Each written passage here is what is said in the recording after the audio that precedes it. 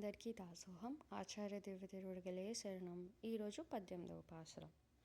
உந்து மதகளித்தன் ஓடாத தோல் வலியன் நந்தகோபாலன் மருமகளே நப்பின்னாய் கந்தம் கமுஷும் குஷலி கடைத்திரவாய் வந்து எங்கும் கோஷியசைத்தனகான் மாதவிப் பந்தல் மேல் பல்கால் குயிலி நங்கண் கூவினகான் பந்தர் விரலி உன் மைத்துன்னன் பேர்பாடா செந்தாமரைக் கையால் சீரார் வளை ஒலிப்பா వందు తిరవాయ్ మగిషిందేలోరెంబావాయ్.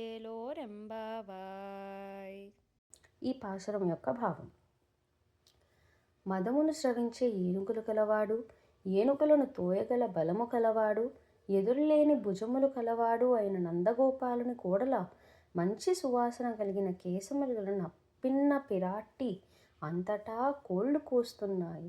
జాజి పందిరి మీద కోకిలలు గుంపుగా మేలుకొని కూస్తున్నాయి.